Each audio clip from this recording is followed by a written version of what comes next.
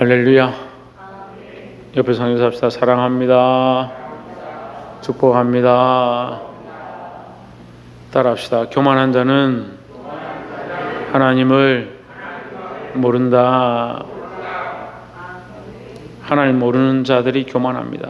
하나님 알지 못하는 사람들이 자기 잘난 맛이 살고 자기가 잘했다고 생각하고 살지요.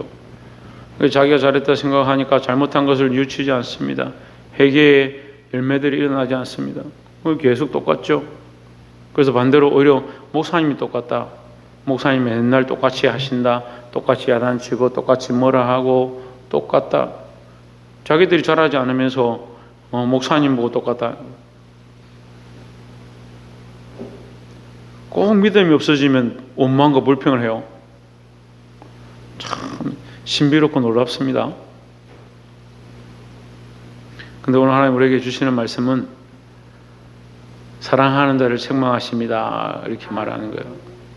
하나님께서 제게 이 말씀을 주셨는데 참 큰 은혜가 됩니다. 책망하시는데 왜 책망하시냐? 사랑하시기 때문에 책망하신다.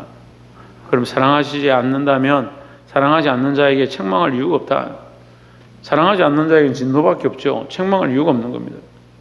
여러분 자꾸 착각하지 마세요. 제가 책망하고 야단치는 것은 여러분을 사랑하기 때문이지 미워하면 관심을 둘 필요가 없어요. 때로는 그런 속상함도 있어요. 차라리 교회 나오지 말아 할까? 때로는 하나님 제가 언제까지 이것을 지켜봐야 됩니까? 제가 이번에 보따리 한번 쌀까요? 보따리가 없어서 못 샀어요. 어떻게 한 번 그렇게 변질되면 한 번 다 불평불만하기 시작하면 애기들부터 시작해가지고 제일 나이 많은 사람까지 다 그렇게 불평불만하죠. 단체로 어떻게 다 그렇게 어디 회의를 했어요?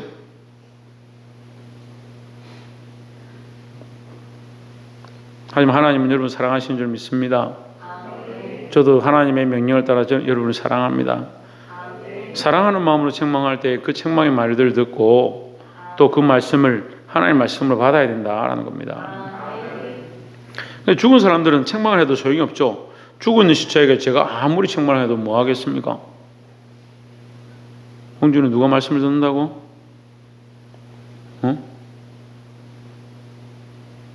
박창준 누가 말씀을 듣는다고?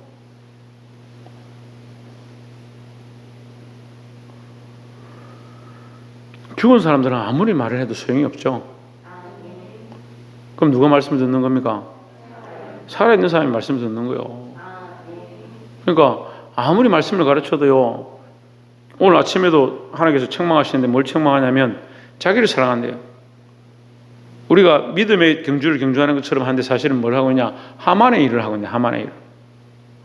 성경에 쓰드서가요, 하만과 모르드게를 철저하게 조명합니다.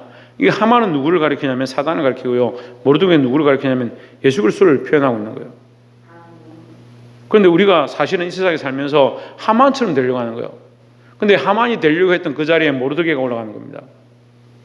근데 모르드게는 한 번도 하만처럼 되려고 하지 않았어요.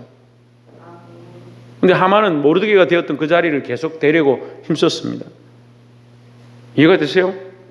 사단이 세상의 왕이 되어주는데 우리가 사단을 쫓아가면 세상의 영광과 부와 명예와 돈과 권력을 잡는데 그런 데 집중하는 거예요. 그 하나님을 기쁘시게 하는 건 잊어버렸다. 하나님이 원하시는 뜻은 어디 가버린 적 없고, 그러면서 자기가 나는 내가 이렇게 하면 더 잘 된다. 더 잘 되긴 뭐 더 잘 돼요. 그 하만의 생각이라니까. 결국 자기 지혜로 자기 머리로 막대기를 만들고 그 위에 자기가 매달렸습니다. 자기가 승리하는 것처럼 보였죠. 그래서 모르드게를 죽일 것이다 생각했지만 모르드게는 살고 그는 죽임을 당했습니다. 그럼 우리는 누구를 따라가야 되냐? 이 모르드게, 다시 말하면 오늘날 그리스도를 따라가야 되는 겁니다. 당장 세상에 보기에는 손해보는 것 같고 저런 멍청한 짓을 왜 하노? 왜 저렇게 교회 다니는 사람들은 다 자기 손해볼 짓들을 하느냐?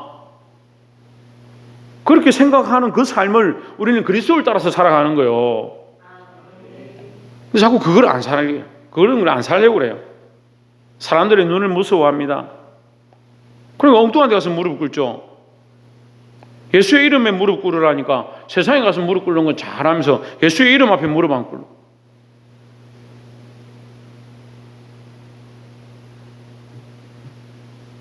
여러분 똑바로 보시기를 주의 이름으로 축원합니다. 요한계시록 3장 14절에 라오디게아 교회의 사자에게 편지하기를 했습니다. 이제 이 본문은 라오디게아 교회에 대해서 말합니다.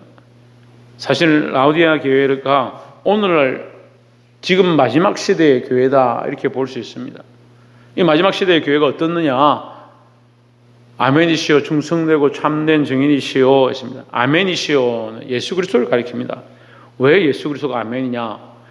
다른 번역은 예수 그리스도가 예가 되신다. 그에게는 아니오가 없다 이렇게 말합니다. 예수 그리스도는 하나님 아버지 앞에서 예만 있다.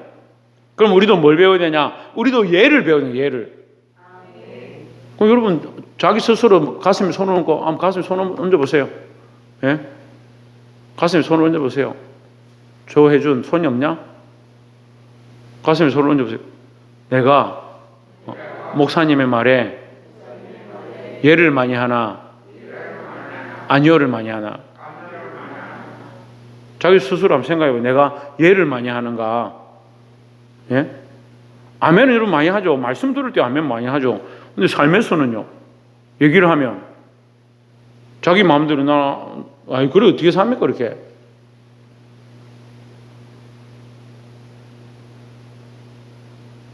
손 내리세요. 제가 말씀이 아니고 하나님의 뜻이 아니고 하나님의 영광을 구하지 않는 것을 따라오라 하면 따라올 필요 없어요. 공차하는데 슛을 때려라. 공차하는데 내한테 패스해라. 그리고 우리 아이들은 말 안 들어요.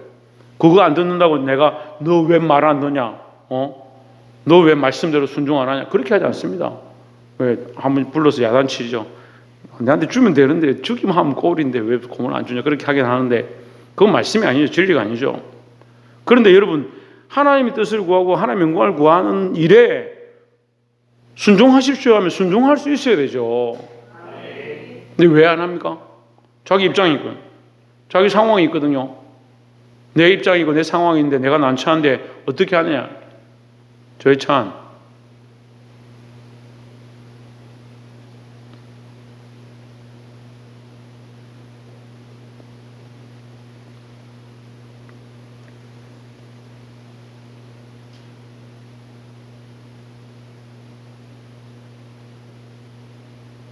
누구에게 아멘하느냐? 하나님 앞에 아멘한다. 이 아멘이시오는 예수 그리스도의 모습을 얘기하는 겁니다. 우리가 이 그리스도를 본받아서 하나님 앞에 아멘하는 자. 다시 말하면 뭐요?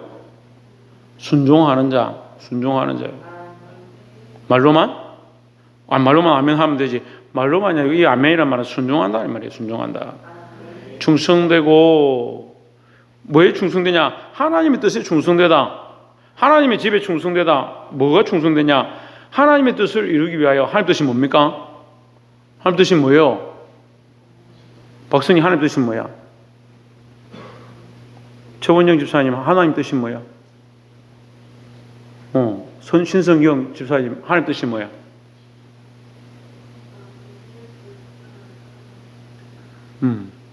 전정민 집사님 하나님 뜻이 뭐야?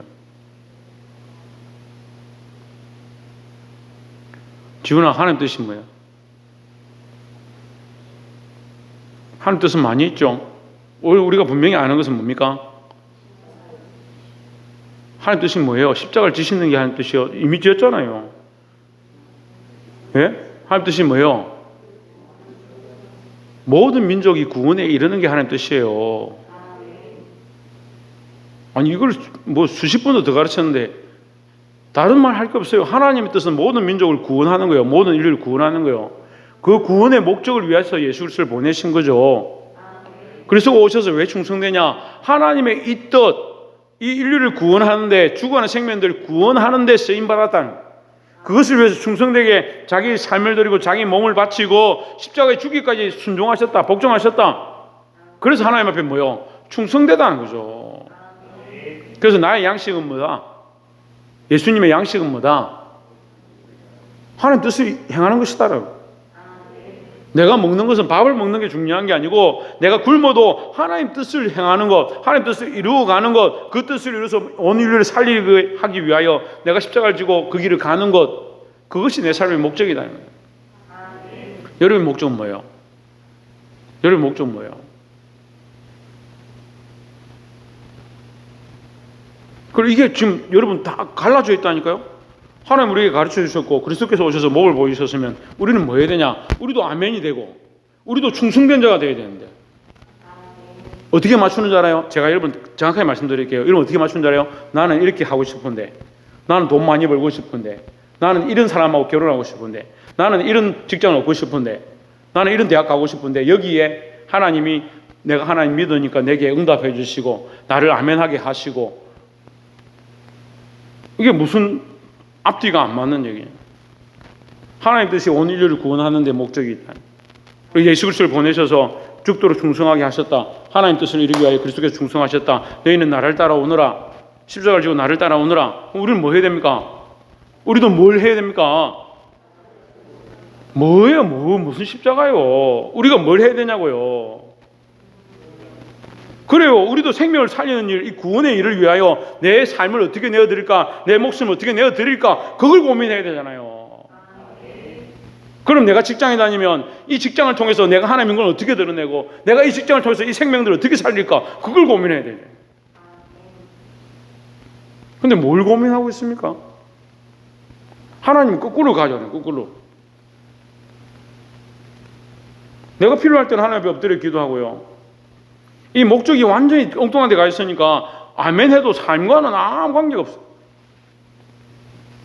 삶과 이게 아무 관계가 없다니까요. 아멘 하는 것과. 그리스도께서 충성된 정인이 되셨으면 우리도 뭐가 됩니까? 우리도 충성된 정인이 되고자 충성되고 참된 정인이라 하잖아요. 지금 제가 지어내서 하는 말씀이 아니에요. 하나님 말씀 있는 그대로 지금 얘기하는 거예요.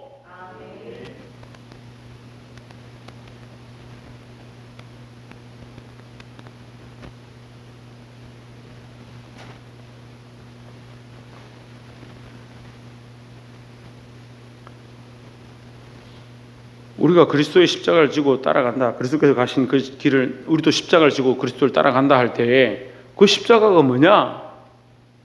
그렇게 물으면 대답할 사람이 없어요. 아, 내가 먹고 싶은 거 안 먹고요. 내가 입고 싶은 거 안 입고요. 내가 어려워도 참고요. 그게 무슨 십자가냐고요. 아니, 목적도 잊어버리고 방향도 잊어버리고 우리의 소망이 하나님 나라에 있으니까. 그리고 왜 소망이 하나님 나라에 있냐고.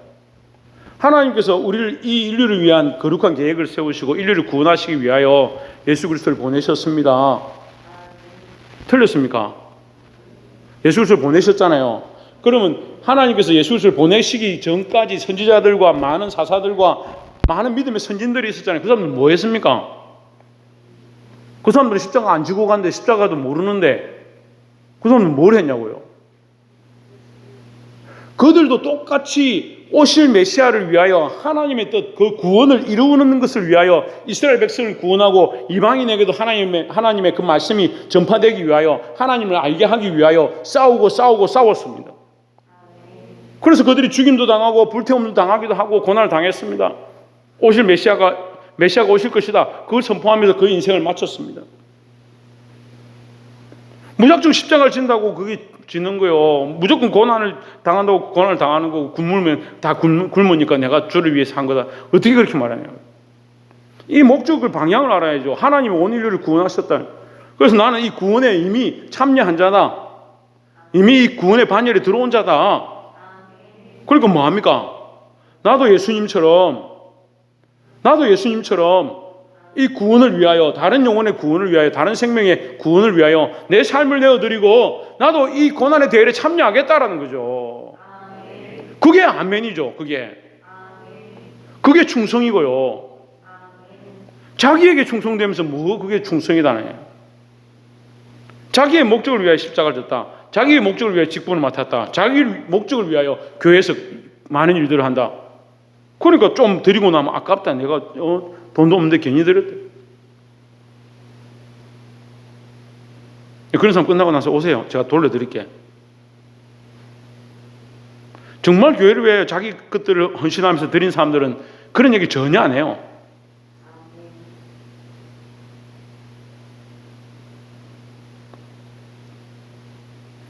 충성되고 참된 증인이시여. 누구의 증인이냐?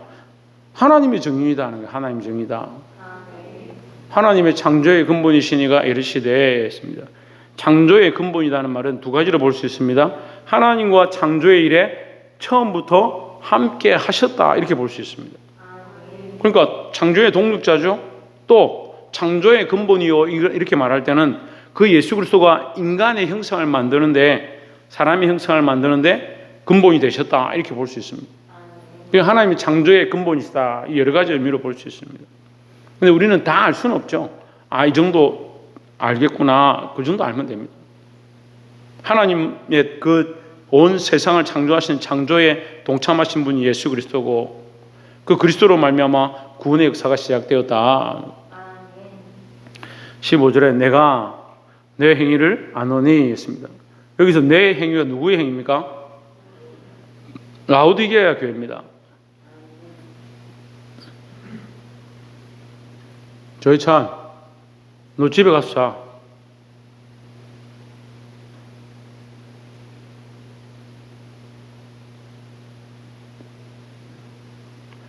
내가 내 행위를 아노니.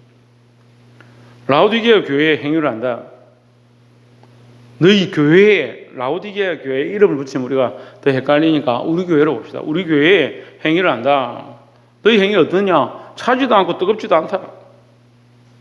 내가 차든지 뜨겁든지 하기를 원하노라 했습니다. 차갑지도 않고 뜨겁지도 않다는 말이 뭐예요? 맨날 말씀을 들어도 똑같다는 거예요. 저 다 아는 말씀이고 또 뭐라 하시네. 다 아는 말씀인데 뭘 또 저렇게 얘기하냐. 왜요? 감동이 없어요.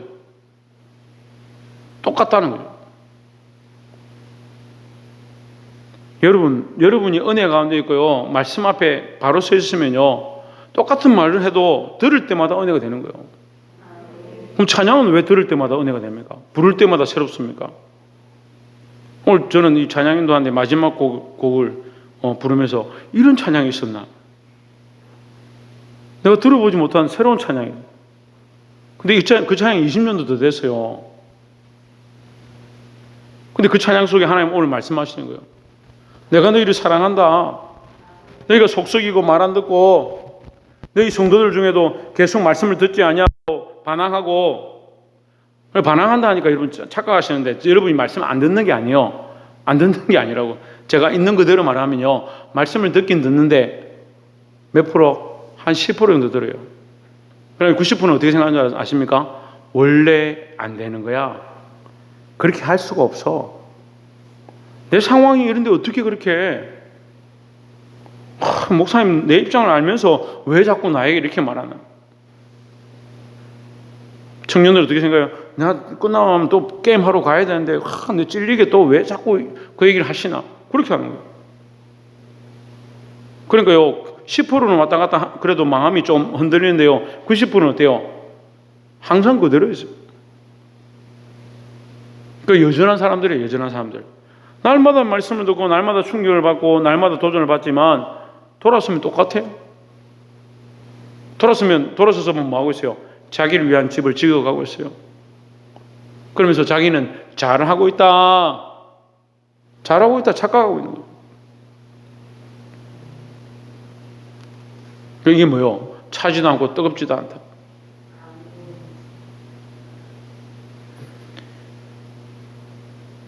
제가 월요일날 부산에 일이 있어 갔다가 아버지 진료를 하고 어머니 댁에 갔는데 대구를 이게 삶아주셨는데 제가 탈이 났어요. 보니까 안에 이게 완전히 익지 않은 거예요. 그럼 우리가 만약에 음식을 요리하는데 주일날 음식을 요리해서 성도들한테 주는데 10%만 요리를 합시다. 앞으로 끓일 때 한 10%만 익게 끓이십시오. 90%는 날거로 주세요. 그렇게 하면 어떻게 하겠어요? 성도들이 난리 나겠죠. 목사님 이렇게 하면 어쩝니까? 그런데 우리는 어때요? 하나님 앞에 내 삶을 드린다 하고 내가 하나님 앞에 열매를 드린다 하고 10%만 10%도 하면 감사해요. 10%만 조금 익을랑 말랑 하면 꺼내버리는 거예요. 아니, 고기가 푹 익어야 되는데, 가마에 삶으면 거의 푹 익어야 되는데, 한 10% 익을만 하면 꺼내버리는 거예요. 그러니까 이 죽은 것도 아니고 살아난 것도 아니에요. 그 제단에 이거 짐승을 잡아서 피를 쏟고 죽여야 되는데, 10% 정도 죽을만 하니까 살아나가 벌떡벌떡 뛰어다니는 거예요. 교회가 어떻게 될 것 같아요?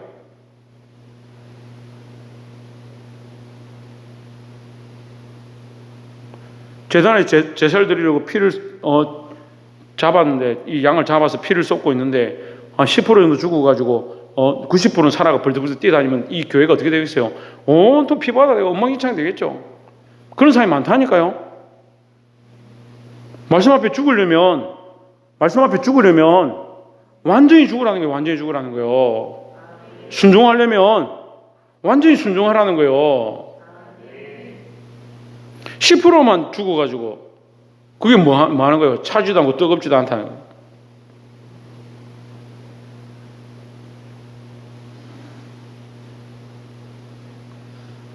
차지도 않고 뜨겁지도 않다는 말을 다르게도 해석할 수 있는데, 제가 여러분 이해하기 쉽도록 먹는 음식에 비유하는 거예요. 음식이 제대로 익지를 않았어요. 어떻게 먹어요? 하나님 앞에 쓸 수가 없는 겁니다. 결단하시길 바랍니다. 16절에 내가 이같이 미지근하여 더럽지도 아니하고 차지도 아니하니 내 입에서 너를 토하여 버리리라 했습니다. 하나님께서 토하여 버리신다. 누구를요? 라오디게아 교회를요. 교회를 토해 버리시겠다. 우리가 하나님의 것이 되어지고 하나님 안에 있어야 되는데 하나님 토해 버리시겠다. 교회 와서 말씀 들을 때는 그런 척하고 아멘 하고 앉아 있는데 삶은 여전히 자기 마음대로. 새벽기도 오라 해도 새벽기도 안 와요. 집에 앉아서 하루 종일 놀면서 기도하라니까 기도할 마음이 없어. 하루 종일 놀고 친구들은 맨날 만나러 가는데 전도하라면 전도할 마음은 전혀 없어요.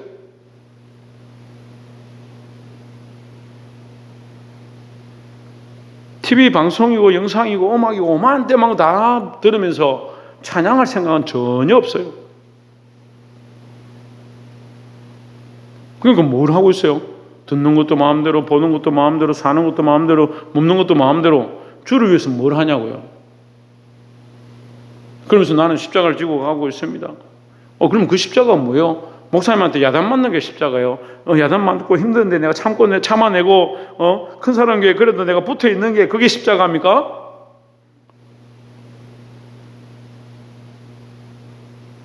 정신을 차리시기 바랍니다.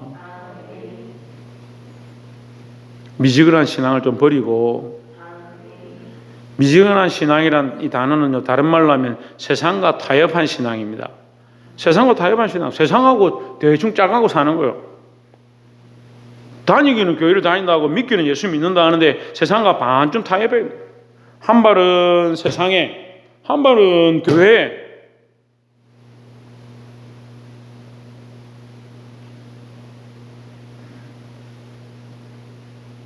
17절에 내가 말하기를 나는 부자라 부유하여 부족한 것이 없다 하나 했습니다. 이 부유하다 이 말은요, 하나님 없어도 산다는 뜻이에요. 나는 하나님 없어도 돼. 내가 이렇게 사는데 아무 지장 없어. 내가 나름대로 이렇게 하면 나 잘 살아. 그렇게 대놓고 말하는 사람들이 없겠죠. 근데 속으로 이런 생각들 가진 사람이 많이 있습니다. 그리고 실제로 우리가 그렇게 살고 있고요. 하나님 없이 잘 살아요. 하나님 없이 잘 살고 있다고요. 박창조, 누구 없이? 너 하나님 있어? 어디 있어?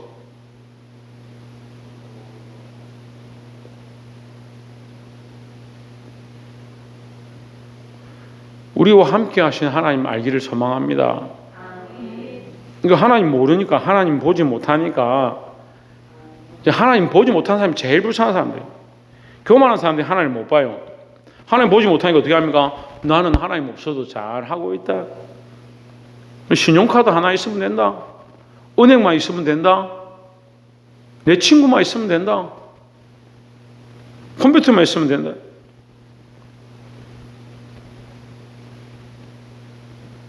저 예배 끝나고 저 진우가 가지고 있는 저 태블릿 뺏어가지고 제가 가져가면 어떻게 하겠어요? 난리가 나겠죠? 근데 너 하나님 믿는 거 그렇게 믿으면 되겠냐? 하고 누가 너 교회 가지 마 이렇게 하면 난리가 나겠습니까? 하나님에 대한 도전들을 계속 악한 것들 우리에게 주고요. 하나님 믿는 것에 대한 도전들을 계속 주고 믿지 못하도록 악한 것들에 무릎 꿇도록 세상과 타협하도록 계속 하는데 그거에 대한 것은 악자같이 싸우려고 하지 않고 내가 가진 거 뭐 하나 뺏기는 거는요. 벌벌벌 떠는 거예요. 당장 차가 없어도 그렇잖아요. 당장 차 없으면 어떻게 하겠습니까? 직장을 어떻게 다니고 학교를 어떻게 다니고 다들 고민하겠죠. 근데 하나님과의 관계가 무너진 건 별로 고민 안 하는 거예요. 그러니까 지금 이 말씀이 딱 맞잖아요. 나와 상관없는 말씀이네가 아니고 이게 딱 우리한테 말하는 거예요. 나는 부자라. 부유하여 부족한 것이 없다. 하나님 없어도 잘 산다 이 말이에요. 하지만 하나님 보시기에는 넌 어떠느냐? 내 공고한 것, 가련한 것, 네가 가난하고 배고픈 것, 네가 빈궁하다, 가진 게 없다. 가련하다, 불쌍하다. 가난한 것. 하나님 보시기에 너는 빈궁하고 가난하고 불쌍하다. 그것을 왜 보지 못하느냐? 왜 보지 못하겠습니까? 사람의 관점으로 자기를 보고 있으니까, 사람의 기준으로 보고 있으니까 자기는 괜찮다. 오히려 어떤 생각합니까? 다른 사람들은 명품 들고 다니는데 나는 너무 명품이 없네. 그래서 난 좀 가난하다. 다른 사람은 돈 많이 버는데 나는 돈이 없네. 난 그래서 가난하다. 그런 착각들을 하고 있는 거예요. 여러분 정말 가난한 것은요. 하나님 앞에 가난한 거예요.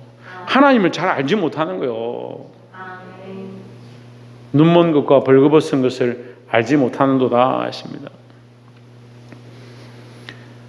이 눈먼 것과 벌거벗은 것은 이 위의 말씀을 다시 한 번 더 반복하는 겁니다. 공고하고 가련하고 가난한 거 벌거벗은 것은 뭐로 보냐? 눈으로 보죠. 네가 눈이 멀었으니까 네가 벌거벗었는지, 네가 빈공한지, 불쌍한지, 가난한지 보지 못한다. 무슨 눈입니까? 영적 시각이 없다. 영적 시각이 없다. 영적 시각이 없어서 없는 게 아니고요. 육체의 시각만 밝으니까, 육신의 시각만 밝으니까, 육신의 관점을 두니까 영적 관점이 없다 이 말이에요. 옆에서 한번 보십시오. 영적 시각을 회복합시다. 18절에 내가 너를 권하노니 너에게 권면한다 이거죠. 내게서 불로 연단한 금을 사서 뭘 사서? 금을 사서 이 전에 한번 말씀을 나눴어요. 불로 연단한 금이 뭐예요? 그래 정금이죠. 천정민 집사님 뭡니까? 신성기 집사님 뭡니까? 예수 그리스도죠. 불로 연단한 금은 예수 그리스도예요. 흰옷은 누굽니까? 예수 그리스도예요. 불로 연단한 금, 정금을 사서 누구를 사야 되냐? 예수 그리스도를 사야 된다는 거예요. 어떻게 사겠습니까? 살려면 뭘 줘야 되잖아요. 예? 뭘 주고 사겠습니까? 예? 말씀 속에서 보십시오. 뭘 주고 사겠어요? 내가 부유하다고 생각하는 것들을 팔아서 내가 부유하다고 착각하고 있는 그 부유함을 팔아라. 내 부유함이 뭐냐? 내 육신의 부유함이고 내 생각의 부유함이고 나는 세상에 부족할 것이 없다라고 생각하는 그걸 팔아라는 거예요. 오직 하나님으로만 살 수 있고 아멘으로 살 수 있고 충성과 그 말씀을 순종함으로 살 수 있다. 그걸 사라는 거예요. 이거 사라는 말을 잘 이해가 안 되면 바꾸는 거예요. 바꾸는 거예요. 나를 사랑하고 나를 위해 살아왔던 이 삶을 하나님을 위한 것으로 바꾸는 것. 이것이 그리스도의 삶이다. 그게 정금의 삶이라는 거죠. 그리스도는 우리를 위하여 불로 연단한 이 시련을 당했습니다. 그래서 죽으시고 우리를 위하여 부활하셨습니다. 그래서 우리에게 그 소망을 가르쳐 주는 거예요. 하나님을 위해 살면 네가 죽으면 살 것이고 주와 함께 죽으면 살 것이라는 거죠. 그래서 불로 연단한 금을 사라. 그리스도와 함께 이 고난에 동참하고 그리스도와 함께 이 구원의 사역에 동참하라는 겁니다. 금을 사서 부유하게 하고 네 부유가 참 부유가 아니고 예수 그리스도를 소유한 것이 참된 부유다. 흰 옷을 사서 입어 했습니다. 우리가 하나님 앞에 히브리스 기자를 통해서 말씀하시는 것은 하나님 앞에 우리가 들어갈 때 뭘 입어야 되냐? 세마포 옷을 입는데 그 세마포 옷이 뭐다? 예수 그리스도로 옷 입어라. 그리고 예수 그리스도를 힘입어 그 성소에 들어갈 담력을 얻었다 할 때 예수 그리스도를 입지 않으면 아무도 들어갈 수 없답니다. 왜요? 세상의 것들은 이 흰 게 사람의 기준에서 흰 거지 하나님 보시기에 흰 게 아니라는 거죠. 그래서 세탁자의 세탁한 것으로 이 옷을 희게 하는 그런 기준이 아니고 예수 그리스도의 그 보혈로 씻어 희게 합니다 하는 거죠. 그 벌거벗은 수치를 보이지 않게 하고 있습니다. 그럼 예수 그리스도를 입지 않은 사람들은 다 뭐요? 다 입었다 생각하지만 다 부유하다 생각하지만 실상은 뭐요? 벌거벗은 것이다는 거예요. 그리고 여러분 주일날 오고 예배 드리러 오고 말씀 들을 때 벌거벗은 것처럼 부끄럽잖아요. 말씀을 들으면. 왜 그렇습니까? 그리스도로 옷 입어야 하는데 벌거벗은 삶의 수치가 있는 거예요. 그리스도와 관계되어지지 않은 내가 원하는 삶의 방식대로 살아왔던 그것이 하나님 앞에 서면 벌거벗은 것처럼 보이는 거예요. 그래서 부끄럽고 수치스럽고 죄스럽고 자꾸 느껴지는 거죠. 그럼 어떻게 됩니까? 어떻게 해야 됩니까? 그렇죠. 흰 옷을 사서 입어야 되죠. 이 흰 옷이 뭐라고요? 예수 그리스도로 옷 입어야 된다고요. 여러분 부끄러운 게 문제가 아니고 책망받는 게 문제가 아니고 사랑하시는 자를 책망하시고 사랑하시는 자에게 그 부끄러움을 알게 하시니까 우리가 이것을 들었다면 빨리 그리스도 앞에 회개하고 그리스도로 옷 입어야 된다는 거죠. 수치를 보이지 않게 하고 안약을 사서 눈에 발라 보게 하라 했습니다. 뭘 보느냐? 영적 시각들을 보는 것이다. 내가 정말 벌거벗었구나. 내가 정말 영적으로 상처가 났구나. 내가 이 죄에게 빼앗기고 있구나. 우는 사자가 삼킬자를 찾는 것처럼 나를 반쯤 물고 있는데도 이 죽어가는데도 영적 시각이 없으니까 내가 죽어가는지 빼앗기고 있는지 내 먹고 사는 재물 때문에 하나님 배반하고 있는지 그거 모르는 거죠. 그럼 빨리 안약을 발라서 예수 그리스도의 피를 발라서 보게 되길 소망합니다. 19절에 물은 내가 사랑하는 자를 책망하여 징계하느니 있습니다. 사랑하는 자를 책망하여 징계하느니 오늘 사람들의 논리와는 맞지 않아요. 세상의 지식과는 맞지 않아요. 그렇잖아요. 사랑하면 책망도 안 하죠. 사랑하는 사람은 꽃으로도 때리지 않고 사랑하는 사람은 칭찬만 해줘야 돼요. 근데 성경은 뭐라고 하느냐? 내가 사랑하기 때문에 책망하고 내가 사랑하기 때문에 징계한다. 그게 하나님의 마음이라는 거예요. 오늘 찬양 가운데도 하나님 그 말씀하셨어요. 우리를 향하시는 하나님의 사랑. 하나님의 사랑을 사모하는 자에게 하나님 말씀하십니다. 우리를 책망하십니다. 우리에게 징계하시기도 합니다. 하지만 그것은 우리를 떨어지게 하고 망하게 하고 넘어지게 하는 데 목적이 있는 것이 아니고 하나님의 방법은 우리를 살리는 데 있다. 왜요? 우리를 사랑하시기 때문이다 라는 겁니다. 옆에서 한번 보십시오. 하나님은 당신을 사랑하십니다. 부끄럽잖아요. 하나님 우리를 사랑하신다는데 우리는 누구를 사랑하고 있냐? 우리는 누구를 사랑하고 있냐? 무엇을 사랑하고 있는 거야?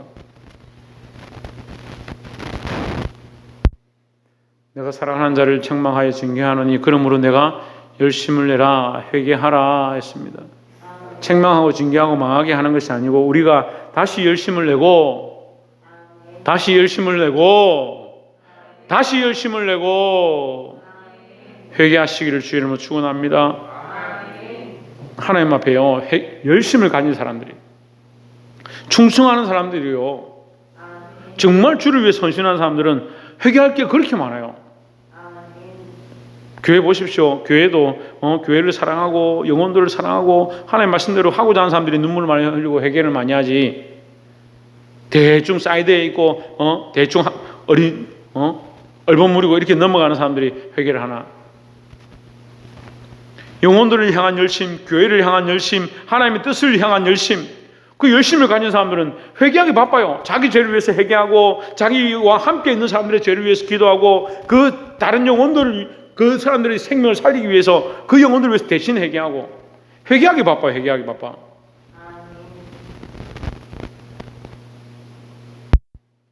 근데 어느 날부터인가 우리 교회가 이 기도의 불이 자꾸 꺼져가요. 기도하던 사람들이 기도를 중단하고 있어요. 지금 한두 명이 아니에요. 이게 순식간에 희한하게 전부 기도를 놓고 있어요. 어느 순간에부터인가 기도의 줄을 놔버렸어. 참 기술도 좋죠. 어떻게 그 기도 줄을 놓는지. 다른 영혼을 위해서 회개하고 기도하는 건 고사하고 자기 영혼을 위해서, 자기 일을 위해서도 회개하고 기도하는 게 잘 안 돼요. 기도의 줄을 놓으면요, 이게 안 돼요. 진우야, 자기를 위해서 기도하고요, 자기 죄를 내려놓고 하나님 앞에 회개하고 열심을 내고 다른 영혼들을 위해서 기도하고 열심을 내야 될 줄 믿습니다. 하나님 우리에게 이 말씀으로 책망하시는 거예요. 왜 책망하신다고요? 사랑하시기 때문에 책망하신다고요. 20절에 볼지어다 내가 문 밖에 서서 두드리노니 누구든지 내 음성을 듣고 문을 열면 내가 그에게로 들어가 그와 더불어 먹고 그는 나와 더불어 먹으리라 했습니다.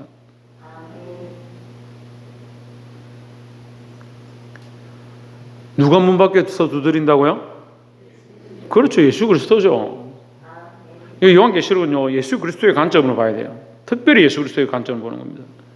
그리스도께서 문 밖에 서서 두드린다. 문을 열면 누가 들어오시냐? 예수 그리스도께서 들어오신다는 거예요.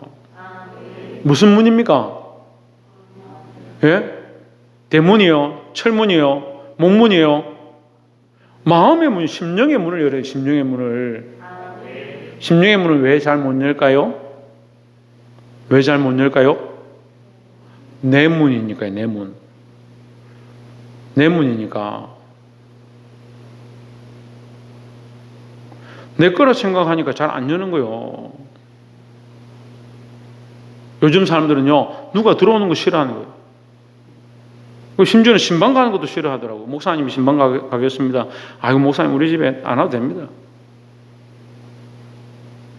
주의 종이 와서 축복해주면 하나님의 은혜가 얼마나 있을 줄 알고 안 와도 됩니다.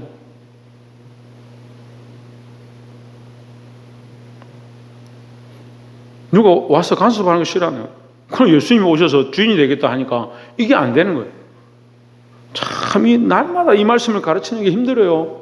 왜 자기가 주인 되어서 자기가 자기 마음대로 살아가고 벌거벗었고 가난한데도 자기 괜찮다, 살아가는데 아무 지장 없다, 그렇게 착각하고 있는지.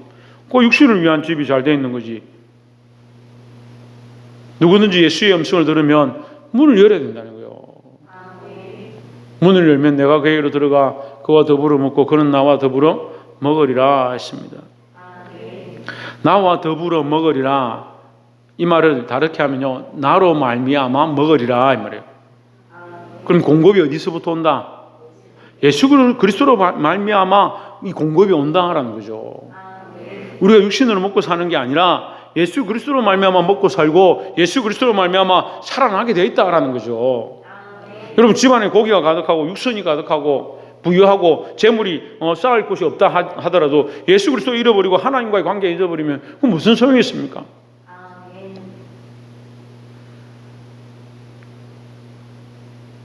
기도를 해보시기 바랍니다. 찬양을 해보고 가시기 바랍니다. 말씀 앞에 똑바로 서시기를 주의 이름으로 축원합니다. 21절에 이기는 자에게는, 이기는 그에게는 내가 내 보좌에 함께 앉게 하여 하십니다. 이기는 그가 누구냐? 예, 마귀를 이기는 것이죠. 그런데 이게 좀 더 하면요, 이기는 그는 누구냐면 자기를 이기는 거예요. 자기를. 자기 사랑하는 걸 이기는 거예요. 내 집을 열어야 되니까. 이해한 사람 들으십시오. 내 집을 열어야 돼요. 내가 주인 되었던 내 집을 열면 내가 다스리는 게 아니고 이제 그리스도가 오셔서 다스리겠다는 거예요. 그걸 이겨내는 거예요. 그걸 이겨내는 거예요. 그냥 그게 안 되죠. 자존심이 얼마나 세가지고 건들기만 하면 자존심이 막 불타오르요. 성령에 불타오르는 건 잘 안 되고요. 자존심이 불타오르는 건 잘 돼요. 교만은 얼마나 물속에 꾸중물처럼 건들기만 하면 확 올라오는 거예요. 희한하죠. 자기를 이기고, 자기를 이기면 세상을 이길 수 있습니다. 자기를 이기고 세상을 이기고 하나님 말씀을 사는 자, 이기는 그에게는 내가 내 보좌에 함께 앉게 하여 주기를 했습니다. 내 보좌는 누구의 보좌라고요? 예수 그리스도의 보좌라고요. 하나님 우편에 앉으신 어린 양을 본다. 이제 뒤에 말씀에 나옵니다. 하나님과 예수 그리스도가 함께 했습니다. 거기에 함께 앉게 하겠다는 거예요. 우리가 하나님이 앉으신 그 보좌의 옆에 함께 앉게 되는 그런 축복을 사모하고 살아야 될 줄 믿습니다. 내가 이기고 아버지 보좌에 함께 앉은 것과 같이 하리라. 내가 이기고 예수 그리스도 이기셨다. 어떻게 이겼냐? 하나님 말씀에 아멘이 되셨고 하나님 말씀에 순종을 하셨고 죽기까지 복종하셔서 결국 뭘 이루시냐? 그 구원을 이루셨다. 너희도 이 길을 함께 가서 다른 영혼을 살리고 이 복음을 전하는 데 힘쓰면 자기를 사랑하고 자기 부유함에 취해 있는 그것을 내려놓고 그리스도를 따라가면 너희도 이기는 자가 될 것이다. 이기는 자는 뭐요? 내 아버지 보좌에 함께 앉게 될 것이다. 22절에 귀 있는 자는 성령이 교회들에게 하시는 말씀을 들을지어다. 아멘. 누가 말씀하시냐? 성령이 우리 안에 말씀하십니다. 들으시기 바랍니다. 자기 마음의 소리를 듣지 말고 자기 자존심의 생각들을 듣지 말고 하나님 말씀을 듣는 자들이 되어야 한다라는 거예요. 기도하겠습니다.